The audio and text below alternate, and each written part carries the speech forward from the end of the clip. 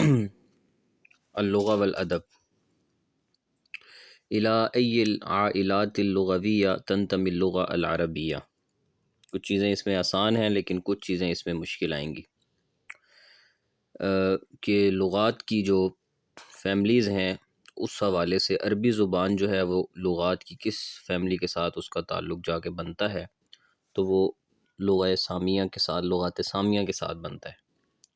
یہ باتیں آپ ان میں سے اکثر چیزیں وہ ہیں جو آپ پہلے علم اللغہ الحدیث میں یا اس جو 100 MCQs والی فائل تھی اس میں 100 کوشچنز والی اس میں پڑھ چکے ہیں۔ یطلق العلماء اليوم على الشعوب الآرامیہ والفینقیہ والعبریہ والعربیہ والیمنیہ والبابلیہ والآشوریہ۔ یہ کافی سارے لہجات ذکر کیے ہیں، مختلف قوموں کی زبانیں ذکر کی ہیں جو ان خطوں میں ہوئی ہیں، بلاد عرب میں۔ بلاد عرب میں یہ قومیں یہ ہوئیں، کچھ ان میں سے جو ہے وہ ختم ہو چکی، کچھ ان میں موجود ہیں، ٹھیک ہے نا جی۔ تو یہ ان کی مختلف زبانیں تھیں، کسی کی آرامی تھی، کسی کی فینکی تھی، کسی کی عبرانی تھی۔ تو اس پر جو علماء الیوم ہیں، جیسے کہ نے پڑھا تھا کہ جو شلوتزر المانی ہے اس نے یہ نام دیا ہے سامیین کا۔ تنقسم اللغات السامیہ فی نشأتها جو لغات سامیہ ہیں ان کی جو تقسیم کی جاتی ہے وہ ان کی نشہ کے اعتبار سے کی جاتی ہے، ان کی پیدائش کے لحاظ سے۔ تو ان میں مشرقی ہیں اور مغربی ہیں، لغات سامیہ شرقیہ اور لغات شامیہ غربیہ، اور پھر غربیہ میں آگے دو قسمیں بن جاتی ہیں۔ یہ بات ہم پیچھے کر کے آئے تھے کہ غربیہ میں شمالیہ ہیں اور جنوبیہ ہیں، ٹھیک ہے جی۔ اور شعبۃ اللغات السامیہ الشمالیہ، پھر جو شمالیہ ہیں ان میں ایک کنعانی ہیں اور ایک آرامی ہیں، ایک کنعانیہ اور ایک آرامیہ، ٹھیک ہے جی۔ اور اسی طرح پھر آگے چلتے چلتے شمالیہ کے اندر ہی کنعانیہ میں آگے پھر لہجات آ جاتے ہیں، اور انہی لہجات میں سے ایک لہجہ جو ہے وہ عربی کو اس نے دیا، آگے وہ بات بھی اس کر رہے ہیں۔ من اشہر لہجات اللغہ الکنعانیہ، کنعانیہ کے جو مشہور لہجے تھے اس میں ایک لہجہ عبریہ تھا۔ یطلق علی العربیہ الجنوبیہ اسماء مختلفہ، جو جنوبی یعنی عربی ہے اس میں یمنی ہے، یمنی قدیم، اور اسی طرح قحطانی عرب اور یمنی عرب، یہ مشہور گزرے ہیں قومیں۔ اسی طرح العربیۃ الباقیہ جو آج عربی موجود ہے جس کو ہم پہچانتے ہیں، یہ اسی شمالی جو ہے یعنی لہجہ تھا اس کا ہی ایک جو ہے وہ حصہ ہے، اسی کی ایک شکل ہے، اسی کی ایک شاخ ہے جو اب عربی موجود ہے۔ خلاصہ یہاں تک سوالات کا یہ ہوا کہ بلاد عرب میں جو زبانیں پروان چڑھی ہیں ان کو ہم سامیین شمار کرتے ہیں، یہ تو ہے خطے کے لحاظ سے، اور اگر ویسے بات کی جائے تو حضرت سام بن نوح کی اولادوں میں جو زبانیں ہیں انہیں ہم سامی زبانیں خیال کرتے ہیں۔ اور پھر یہ جو سامی زبانیں ہیں یہ دو حصوں میں تقسیم ہیں، کچھ مشرقی ہیں اور کچھ مغربی ہیں۔ پھر مغربی کے اندر پھر تقسیم ہے، کچھ اس میں شمالی ہیں اور کچھ اس میں جنوبی ہیں۔ پھر اس میں جو شمالی ہیں اس میں مشہور لہجہ عبریہ تھا، اسی لہجات میں سے ایک لہجہ آگے جا کے جو نکلا ہے اس کو ہم عربی لہجہ شمار کرتے ہیں، ٹھیک ہے جی۔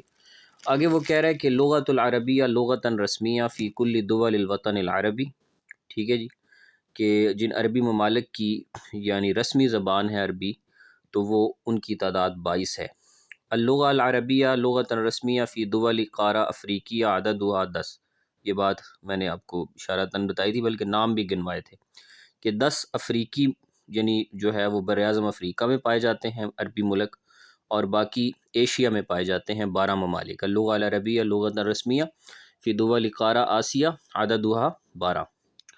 اللغة العربية هي إحدى اللغات الرسمية الست في منظمة الأمم المتحدة، منظمة الصحة العالمية، منظمة التربية والعلم والثقافة یعنی یونیسکو۔ تو اقوام متحدہ کی جو 6 منظور شدہ زبانیں ہیں اس میں عربی زبان ہے، اور عربی زبان کا میرے خیال چوتھا نمبر بھی ہے۔ اور اسی طرح اس میں جو عالمی ادارہ صحت ہے وہاں بھی عربی منظور شدہ زبان ہے، یونیسکو میں منظور شدہ زبان ہے۔ یہی وجہ ہے کہ ان ممالک کے اندر جو اب یعنی امریکہ کے اندر عربک کے اندر جو پی ایچ ڈیز کروائی جاتی ہیں، پوسٹ پی ایچ ڈی کروائی جاتی ہے، وہ عربوں میں نہیں کروائی جا رہی کسی بھی ان ملک میں۔ تو اگر کسی نے پوسٹ پی ایچ ڈی کرنی ہوتی ہے پی ایچ ڈی کے بعد تو وہ یعنی امریکہ جاتا ہے، وہاں سے ہوتی ہے۔ اسی طرح ان ممالک کے اندر عربی کا بہت رجحان ہے، لیکن ہمارے ہاں جو عربی تعلم اور تعلیم ہے وہ بذریعہ دین ہے، ان کے ہاں بذریعہ دین نہیں ہے، بذریعہ ثقافت، بذریعہ معیشت، ٹھیک ہے جی، تو انہیں عربی کی بہت ضرورت پڑتی ہے، کیونکہ دنیا کا ایک بہت بڑا حصہ ہے جو عربی زبان کے ساتھ منسلک ہے۔ اچھا جی، نیکسٹ ہے کہ اللغہ العربیہ ہی احد اللغات الرسمیہ، اس میں جو یونیسیف جو ایک تنظیم ہے اس کی ساتھ بھی بچوں کی پروٹیکشن کے حوالہ سے اور ان کی تعلیم و تربیت کے حوالے سے جو اقوام متحدہ کا ذیلی ادارہ ہے اس میں بھی ہے، اسی طرح جو مختلف جو پروڈکٹس کے حوالے سے یونیزو کے نام سے تنظیم ہے اس کی بھی عربی زبان ہے، اور تعاون اسلامی جو ہے آپ کا اس کی بھی زبان عربی ہے، OIC میں بھی عربی زبان باقاعدہ طور پہ ہے، تو ان تمام میں عربی ہے۔ اسی طریقے سے آگے وہ پھر بتا رہا ہے کہ عربی منظمہ الاسلامیہ للتربیہ والثقافہ والعلوم، سسکو کے نام سے ایک تنظیم ہے، اس میں بھی ہے، جو افریقیوں کا جو ایک وحدہ ہے، ان کا جو ایک ہے اس کا خاص نام ہے، اس میں بھی عربی ہے۔ اسی طرح منظمۃ الدول المصدرہ للنفط، جو تیل کے لیے جو انہوں نے ایک اوبک کے نام سے ایک تنظیم بنائی ہوئی ہے جن ملکوں سے زیادہ تیل نکلتا ہے، وہاں بھی ان کے ہاں بھی عربی جو ہے وہ رسمی زبان ہے۔ المؤسسات الدولیہ التي تعتمد اللغة العربیہ لغة رسمیہ، اس میں رابطۃ العالم الاسلامی ہے، بینک اسلامی ہے، جامع الدول العربیہ ہے جو عربی ملکوں کی جو ایک تنظیم ہے جس کو ہم عرب لیگ کہتے ہیں، تو ان تمام میں بھی عربی زبان جو ہے وہ بطور رسمی زبان شامل ہے۔ تو یعنی وہ عربی زبان کی اہمیت اور اس کے فروغ کی بات بتا رہا ہے۔ اس کے علاوہ وہ کہتا ہے کہ اللغہ العربیہ معترف بہا فی اکثر منظمات العالمیہ، اکثر جو بڑی عالمی جو ادارے ہیں ان میں عربی ہے، مجلس التعاون الخلیجی ہے اس میں بھی ہے، یہ جو خلیجی ممالک ہیں نا جو جن کو دریا سمندر لگتے ہیں، سمندر پر جو آباد ہیں، ان میں کافی سارے جو عربوں کے ملک ہیں، تو ان کی بھی ایک تنظیم ہے مجلس التعاون الخلیجی کے نام سے۔ اسی طرح ندوہ العالمیہ للشباب الاسلامی، اس کے بنوانے میں ابو الحسن الندوی صاحب کا بڑا کردار رہا ہے، اور انہوں نے اس پہ کام بھی کیا، قصص اس پہ نبیین لکھی، اور اسی طرح بچوں کا ادب ان کا کافی ہوا، نوجوانوں کے حوالے سے کافی فکر مند تھے عربوں میں بھی۔ المنظمۃ العالمیہ للارصاد الجویہ، اس حوالے سے بھی ایک تنظیم آئی ہوئی ہے، اس میں بھی ان کا جو ہے وہ عربی زبان بولی جاتی ہے۔ اس کے بعد ہے جی کہ ما عدد المتحدثین باللغہ العربیہ فی العالم، 500 ملین سے زائد لوگ جو ہے وہ عربی زبان بولتے ہیں، اور تتا الرجح مرتبۃ اللغہ العربیہ بین اللغات الانسانیہ العالمیہ ما بین الرابع، دنیا میں جتنے زبانیں بولی جا رہی ہیں اس میں اگر آپ ترجیحاً بات کریں تو عربی کا چوتھا یا پانچواں نمبر بنتا ہے۔ الاصوات الاساسیہ فی اللغہ العربیہ عددها، جو بنیادی طور پہ جو آواز یا حروف اس میں آتے ہیں وہ 34 ہیں، اس میں صامت 28 ہیں، اور ویسے جو عربی کی جو حروف ہیں وہ 29 ہیں۔ یہ بات ہماری ہوئی تھی کہ 28 آوازیں ہیں اس میں، اور الف چونکہ جو ہے وہ اس میں جب اس کے اوپر حرکت نہ ہو تو اس صورت میں لکھا تو جاتا ہے، مگر اسے ہم چونکہ بولتے نہیں تو اس اعتبار سے پھر اسے شمار نہیں کیا جاتا، تو ویسے عربی کے جو لغوی اعتبار سے حروف تہجی ہیں وہ 29 ہیں۔ اس کے بعد ہے جی کہ ترتیب الحروف العربیہ، عربی حروف کی جو ترتیب ہے اس میں حمزہ، الف، ہاء اور عین، ان کو ترتیب مخرجی کہتے ہیں، یسمى ترتیب المخرجی۔ اب وہ نا عربی کی ٹیکنیکلی یعنی جو اس کی جو یعنی صوتی جو اس کی جو خصوصیات ہیں ان پر بات کرے گا۔ پہلے اس نے عربی زبان کی جو یعنی خارجی جو حوالے سے جو خصوصیات ہیں اس پہ بات کی ہے، اب وہ صوتی پہ بات کر رہا ہے، اور اس میں وہ کہتا ہے کہ ایک تو یہ کہ اس میں ترتیب مخرجی ہوتی ہے، حمزہ، الف، ہاء، عین دیکھیں مخارج کے لحاظ سے ہوتی ہے۔ اسی طرح جو عربی کے حروف ہیں 29 جن کی تعداد ہے، ان کی جو ترتیب ہے وہ الف بائی ہے، یعنی الف با تا سا والی ہے۔ اور اسی طریقے سے ایک ترتیب جو عربی میں استعمال ہوتی ہے وہ ابجدی بھی استعمال ہوتی ہے، ابجد، حوس، حتی، کلمن، قرشد، صافس وغیرہ، یہ والی ترتیب استعمال ہوتی ہے۔ اور ایک جو ہے وہ توجد فی اللغہ العربیہ حروف، عربی زبان کی خصوصیات میں یہ بھی ہے کہ کچھ حروف ایسے ہیں کہ جو لکھے تو جاتے ہیں لیکن ان حروف کو ہم کیا ہے جی پڑھتے نہیں ہیں، ٹھیک ہے جی۔ وہ کون سے حروف ہیں؟ جیسے ابھی بات ہو بھی رہی تھی، الف وصلی، جب آپ کسی کلمے میں کو ملا کے پڑھتے ہیں تو اس میں اکثر الف نہیں پڑھا جا رہا ہوتا، وہ الف جس کے بعد واو آ جائے، اور اسی طریقے سے واو زائدہ جیسے کہ امر کے کلمہ میں آئی ہے، تو یہ تمام اس میں اکثر ایسے حروف ہیں جو وہ لکھے تو جا رہے ہیں لیکن پڑھے نہیں جاتے۔ اسی طرح اللغہ وحدۃ متکاملہ وکلو، یہ ایک مکمل زبان ہے ایسی، اور اس میں جو ہے نا اس کا جو وحدہ ہے وہ صوت ہے، جیسے کہ ہم ابھی علم اللغہ الحدیث میں آج بھی یہ چیزیں ہم ڈسکس کر رہے تھے۔ اور اس کے بعد یہ ہے کہ جی اس کے عناصر جو ہیں وہ ایک دوسرے کے ساتھ یہ مرتبط ہیں، اور 4 عناصر ہیں، ہم نے پڑھا تھا کہ جو عناصر لغہ ہیں وہ 4 ہیں، اور اس میں الصوت ہے، اور اسی طریقے سے پھر صوت کے بعد الکلمہ، اور اسی طرح پھر اس کے بعد جملہ، اور پھر اس کا معنی۔ تو اس ترتیب سے یہ ان کو لے کے چلتے ہیں، صوت، اللفظ، الکلمہ، المعنی۔ تو یہ ایک دوسرے کے ساتھ مرتبط ہیں، اور ان میں سے اصوات ہیں، اور انہی میں سے مفردات ہیں، ٹھیک ہے جی، جن کو ہم کلمات کہہ رہے ہیں، اور اسی طرح ان میں سے تراکیب و قواعد ہیں، ٹھیک ہے جی، جن کو ہم جمل کہہ رہے ہیں۔ اور پھر مہارتوں کی بات کر رہے، لغات کی مہارتوں کی، جس میں استماع آتا ہے، جس میں کلام آتا ہے، جس میں قراءت آتی ہے، اور جس میں 4 چیزیں ہیں، چوتھی چیز کتابت آتی ہے۔ اور پھر اس کے بعد ہے جی کہ من اہم خصائص اللغہ العربیہ، عربی کی خصوصیات کی بات ہو رہی ہے، اور عربی کی خصوصیات میں اشتقاق ہے، اعراب ہے، اور اصوات ہیں۔ یہ عربی کی وہ خصوصیات ہیں جو اکثر زبانوں میں نہیں پائی جاتی، ایون کہ اردو میں بھی نہیں پائی جاتی۔ مثال کے طور پہ اردو میں، عربی میں جو اشتقاق کی وسعت ہے لفظ سے لفظ بنانے کی، یا لفظ کے لفظ نکالنے کی، وہ اردو میں نہیں ہے۔ عربی میں ہر لفظ کے آخر پر اعراب کی جو وضاحت ہے وہ اردو میں نہیں ہے۔ ہم اردو میں ہر لفظ کے آخر پر اعراب کو واضح نہیں کر سکتے، جبکہ عربی والے جو ہیں وہ ہر لفظ کے آخری اعراب کو واضح کر سکتے ہیں۔ اسی طرح جی تتفوق اللغہ العربیہ علی کل لغات العالم ببعض الخصائص، اس کے علاوہ بھی بعض خصائص کی وجہ سے یہ باقی زبانوں سے ممتاز ہے، کہ اس میں اصوات کا ایک ایسا نظام ہے، اور اسی طرح اس میں تعبیر کی دقت ہے، جیسے کہ علم البلاغہ کے اندر ہم یہ ساری چیزیں پڑھتے ہیں۔ اور اسی طرح ان کے ہاں جو تعریبی قواعد ہیں، ٹھیک ہے جی، یعنی مورب اور مبنی کا جو ایک لمبا چوڑا سلسلہ ہے، اور اس حوالے سے وہ یعنی اعراب کی جو پہچان کرتے ہیں، تو یہ ساری خصوصیات عربی زبان کی ہیں۔ ما انواع الاختبارات التي يحتاج الیہا معلم اللغہ العربیہ، اختبارات کے حوالے سے کہ جو لغت کا معلم ہے کون کون سے امتحانات کی شکل ہو سکتی ہے۔ اختبارات القدرہ والسرعہ ایک شکل، اختبارات التحصیل، اختبارات الکفایہ لغویہ، یہ اختبارات کی وہ شکلیں پہلے بھی ہماری ادھر گزری ہیں۔ اس کے بعد جی اب اس کی وہ اور وضاحت کر رہے کہ من اختبارات اللغہ التي يحتاج الیہا معلم اللغہ العربیہ، لغت کے وہ اختبارات کہ جو عربی زبان کا معلم جس کا محتاج ہے، عربی زبان کا استاد جس کا محتاج ہے، اس میں اختبارات القبلیہ و اختبارات تحدید المستوی، کہ اس میں آپ نے ایسا یعنی پیپر ایسا اس انداز سے، بار بار کالز آ رہی ہیں، لا حول ولا قوہ، اچھا جی، ایسا پیپر بنایا جائے کہ جس کے اندر طالب علم کی مستوی کو سامنے رکھا جائے۔ اختبار الختامیہ، ٹھیک ہے جی، کسی کی جو مستوی ہے اس کو ڈکلیئر کرنے کے لیے جو امتحان بنایا جاتا ہے اس کو اختبار ختامی کہتے ہیں، ختم کہتے ہیں، مور لگانے کو۔ اختبارات العناصر والمہارات، مہارتوں کو اور عناصر کو سامنے رکھتے ہوئے جو بنایا جائے اختبار، اسے یعنی کہ اختبارات العناصر والمہارات کہتے ہیں۔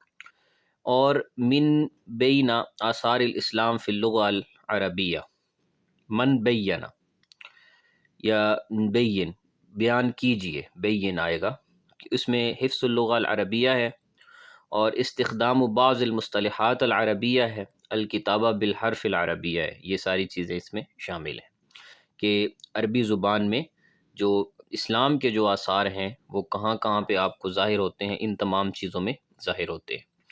ما اول معجم عصری، یہ ابھی ہم نے 100 ایم سی کیوز والی فائل میں پڑھا تھا۔ جی جی،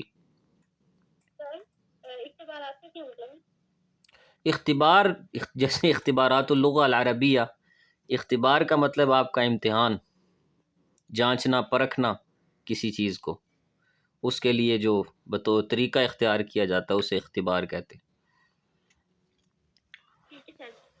اچھا جی، یہ آپ نے پڑھی بھی تھی، محیط المحیط، بطرس بستانی کی ہے جی، جو اس نے اس کو تالیف کیا تھا، 1869 میں.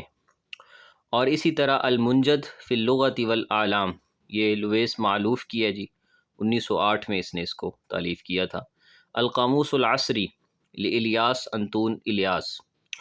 اسی طرح جی معجم اللغہ العربیہ المعاصرہ، یہ احمد مختار عمر کی ہے. یہ چاروں معاجم جو ہے نا ان کو آپ نے یاد کرنا ہے.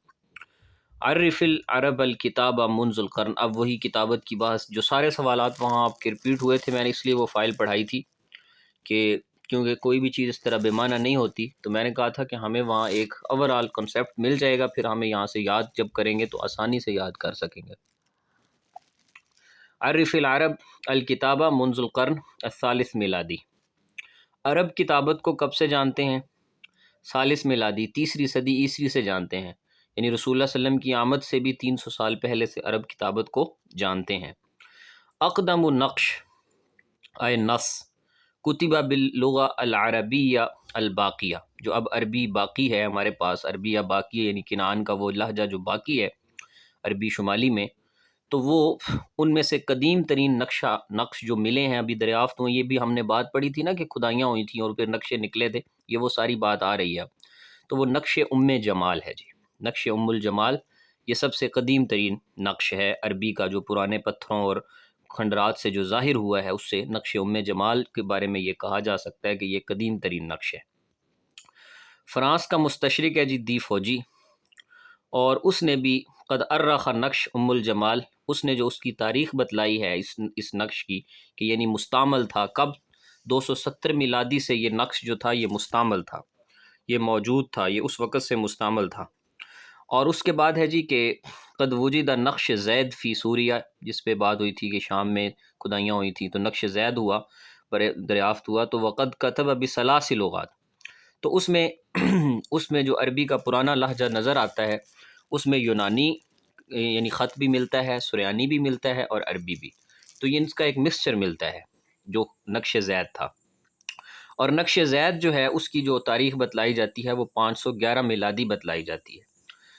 لیکن یہ بات یعنی نقش زید کو اس لیے یعنی پروموٹ کر دیتی ہے کہ نقش زید زیادہ مطلب صحیح ہے، نقش قریب ترین ہے صحت کے، نقش جمال کے بنسبت نقش زید زیادہ قریب ترین ہے. اس کی دلیل بتا رہا ہے وہ اگلے 44 میں، دیکھیں کہ نقش زید جو ہے نا یہ قریب العہد بظہور الاسلام ہے، اسلام کے زمانے کے ظہور کے قریب کے دور کا ہے. اور اس کی مشابہت بھی ہمارے پاس موجود ہے خط کوفی کے ساتھ، جو کہ خاص طور پہ بنو امیہ جو سوق الوراکین کا ایک پورا چیپٹر آتا ہے تاریخ الادب العربی احمد حسن زیات میں، کہ وراکین کا ایک پورا بازار بن گیا تھا، خاص طور پہ عصر عباسی میں 150 سال گزرا تھا اور پورا ایک بازار بن گیا تھا، اور وہاں پہ بڑے بڑے کاتب بیٹھتے تھے. اور اس میں آتا ہے نا کہ کوفہ کے اندر 300 لڑکیاں جو تھیں وہ کتابت کی اتنی ماہرہ تھیں کہ اندلس تک کے لوگ وہاں سے آگے کتابیں لکھواتے تھے. تو اس سے یہ بات ثابت ہوتی ہے کہ جو نقش زید ہے وہ زیادہ اصح ترین ہے، لیکن بعض مستشرقین نے نقش جمال کو قدیم ترین نقش، عربی کا قدیم نقش قرار دیا ہے. اس کے بعد جی 45 سے ایک نیا چیپٹر شروع ہو رہا ہے، اور وہ ہے طباعت کا، جس میں آپ نے پڑھا تھا ہم نے کہ مطبع بولاک تھا، مطبع دیر حنا تھا، اور مطابع کے اندر لبنان نے فوقیت لی ہے. لبنان میں پہلے یہ کام شروع ہوا، پھر یہ مصر میں پہنچا، پھر مصر میں جب نپولین بوناپارٹ نے حملہ کیا تو وہ ساتھ اپنے مطابع لے کے آئے تھے، پھر انہوں نے وہاں پہ چھاپے خانے لگوائے کتابوں کو چھاپنے کے، اور پھر اس کے بعد چھپنا کتابیں شروع ہوئیں. ابتدا میں مسلمان اس کو اتنا اچھا نہیں سمجھتے تھے، خاص طور پہ قرآن کی طباعت کے معاملہ میں ایک بہت بڑا اختلاف ہو گیا تھا، آج سے 500 سال پہلے کی بات ہے، اور اس ٹائم کافی جو ہے نا بڑی ایک جنگ کا سماں بن گیا تھا. تو مسلمان اس کو پہلے علماء حرام کا فتویٰ دیتے تھے. اسی وجہ سے آج بعض جو لبرلز ہیں وہ اس بات پہ طنز کرتے ہیں کہ انہی مولویوں کی وجہ سے ہم پیچھے رہ گئے، ورنہ تو ہم چھاپے خانے آج سے ہم 800 سال پہلے ہم لگا چکے ہوتے، لیکن ہم نے ہر چیز کو ابتداً حرام کیا پھر اس کو حلال کیا. تو اس کی قانون اس کے بارے میں سمجھ لیجئے کہ اصول یہ ہے کہ وہ چیز کہ جو مطلب کہ مکروہات میں شامل ہو، تو ابتداً جو یعنی جو لوگ یعنی اہل علم ہیں یا جو راسخ فی الدین ہیں، وہ اس کے جو ہے وہ یعنی اس کے حرام ہونے کا یا اس کی قرأت کا حکم دیتے ہیں. اس وجہ سے کہ حتی الامکان کوشش کی جا سکی کہ جس قدر ممکن ہو اس سے بچنا اس قدر ممکن بچا جا سکے. جیسے تصویر کے معاملہ میں کہ آج سے جو ہے وہ 10 سال پہلے یا اس سے پہلے جو ہے وہ اس کو پر کتنی شدت ہوتی تھی، ہمارے بڑے بڑے ہر مسلک کے علماء اس کو ناپسند سمجھتے تھے، اس سے نفرت کرتے تھے. لیکن پھر رفتہ رفتہ جب وہ چیز عام ہو جائے اور اس کے جو یعنی کہ اس کے جو منافع ہیں وہ اس پہ جو ہے وہ فوقیت حاصل کر جائیں، تو اس صورت میں پھر اسے بقدر ضرورت جو ہے اسے گنجائشاً جو ہے اسے جائز قرار دے دیا جاتا ہے. یہ ایک اصولی بات ہے. تو اب اس اصول پہ یہ سارے مسائل متفرع ہوتے ہیں کہ چھاپے خانے جو ہے وہ قرآن کو جو چھاپنا ہے، ابتداً اس پر فتویٰ یہی آیا تھا کہ یہ جائز نہیں ہے. لیکن جب چھاپے خانے عام ہوئے اور قرآن چھپے اور چھپ کے جب اس کے سامنے آئے، اب دیکھیں نا، ایک چیز جب ابتدا میں ہوتی ہے تو عین ممکن ہے کہ اس کا کوئی غلط اثر ثابت ہو جائے، لیکن جب وہ چھپ گئے اور اس کے بعد اس میں خیر کا پہلو غالب تھا تو پھر علماء نے اس کو جائز قرار کر دیا. یہی معاملہ کرنسی کا ہے. اورنگزیب عالمگیر کے بعد جب انگریزوں نے یہ کہا تھا کہ ہم کرنسی کو بطور نوٹ لائیں گے، کاغذ کی کرنسی کو علماء نے حرام قرار دیا تھا کہ کاغذ کی کرنسی نہیں ہوگی، بس درم و دنانیر میں، سونے اور چاندی میں ہی بیع شراء ہو سکتی ہے، اور اس پہ بڑا سخت تھا مسئلہ. لیکن پھر جب انہوں نے دیکھا کہ ٹھیک ہے کاغذ کو اس مطلب قدر میں باقی رکھا گیا ہے کہ اس کے پیچھے سونے کی اتنی مقدار، یعنی اتنے نوٹ چھاپے جاتے ہیں جتنا اس ملک کے پاس سونا چاندی موجود ہوتا ہے، تو اس لحاظ سے پھر اسے جائز قرار کر دیا. یہی معاملہ سپیکر کا ہے. لیکن کچھ بہت سخت ہیں، وہ ابھی بھی انہوں نے اپنی باقیات کو، مثال کے طور پہ جو رائے ونڈ ہے وہاں پر جو ہے وہ سپیکر سنے ہیں کہ وہ نہیں استعمال کرتے، وہاں پر ایسے ہی اذان و اقامت اور نماز بھی ایسے ہی ہوتی ہے، تو وہ سپیکر نہیں. تو یہ سپیکر کی آواز کا مسئلہ آج سے 100 سال پہلے بہت شدت پسندی اس نے اختیار کی ہوئی تھی، لیکن رفتہ رفتہ جب وہ چیز عام ہو گئی تو پھر اس کو اڈاپٹ کر لیا. تو یہی باتیں ہیں. یہی مطبع کے اندر بھی یہی چیز ہوئی ہے. بدأت الطباعة في البلدان العربية بالمطبعة المارونية التي انشأت في لبنان. ٹھیک ہے جی، جو طباعت جو چھاپے خانے ہیں وہ عربی ملکوں سے شروع ہوئے، اور عربی کے اندر جو سب سے پہلا مطبع تھا اس کا نام تھا مطبع مارونیہ، پہلا چھاپا خانہ، اور یہ لبنان میں لگا جی 1610 کے اندر. ٹھیک ہے جی. اور اسی طرح پھر دوسرا جو ہے وہ انشا راہب تھا، ایک عیسائی یعنی تھا راہب جس کا نام تھا عبداللہ ذاخر، اس نے بنایا مطبع دیر ہنہ. اور اس میں جو آپ کو پتہ ہے جو پرانا ہمارا جو آفس طریقہ طباعت تھا اس کے اندر جو پرنٹ ہوتا تھا نا، وہ پرنٹ باقاعدہ ڈائیاں بنتی تھیں اس کی. مثلا اگر آپ ABC آپ نے پرنٹ کرنا ہے تو اوپر جو ہے وہ نیچے ایک مشین میں پیج دیتے تھے، ابھی بھی پرانی آپ نے مشینیں شاید دیکھی ہوں گی، اور کی بورڈ کی طرح اوپر جو ہے وہ ABCD کے حروف موجود ہوتے تھے. تو جب اس پہ لکھا جاتا تھا تو وہ ان لفظوں کو دبایا جاتا تھا تو وہ نیچے اس کو ٹائپ کرتا تھا، یعنی اس پیج کو اس طرح وہ لکھتا جاتا تھا. تو اس ترتیب سے طباعت ہوتی تھی. تو وہ اس کے لیے جو عربی کے حروف تھے، اب ظاہر ہے وہ ڈائی عربی کی جو پہلی تیار ہوئی جس میں عربی کے حروف تہجی تھے، وہ اس نے خود تیار کی تھی، اور وہ اس نے 1720 میں تیار کی تھی. ٹھیک ہے جی. اور اس کے بعد نیکسٹ جو ہے وہ 47 پہ دیکھیے گا جی. 47 میں وہ کہہ رہا ہے، ایک منٹ میں لنک کا بتا دوں.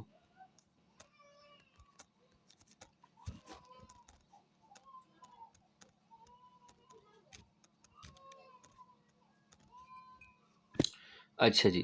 دخلت اول مطبع فی مصر ما حملت نابلیون فی العام 1797 یا 1798 بھی بعض کہتے ہیں، لیکن 1797 کہ جو پہلا یعنی مطبع مصر میں داخل ہوا جب یہ یعنی چھاپے خانے والا سسٹم، تو جب نپولین اور اس کی جو ہے وہ فوج نے حملہ کیا مصر پر، اس ٹائم وہ ساتھ لے کر آئے. اور انشاءت مطبع بولاک اور مطبع اہلیہ، یہ دو مطبع جی یہاں پر قائم ہوئے تھے مصر میں 1821 کے اندر. ٹھیک ہے جی. اور اس کے اندر پھر یہ تھا کہ یہاں تک یہ بات مکمل ہو جاتی ہے، اور آگے پھر ایک نئی بحث شروع ہوتی ہے. اب عربی زبان کے خصائص یہ آپ کو پورا جو ہے نا وہ کروائے گا، اس کی سیر کروائے گا. تو اب وہ اس طرف چل پڑا ہے، فقہ اللغہ اور ان چیزوں کی طرف. تو وہاں سے پھر آگے وہ ہر فن کے اندر جو ہے وہ شفٹ ہوتا جائے گا. تو یہاں تک ہم اس کو روکتے ہیں جی. 49 سے انشاءاللہ ہم نیکسٹ جو ہے وہ دوبارہ چلیں گے.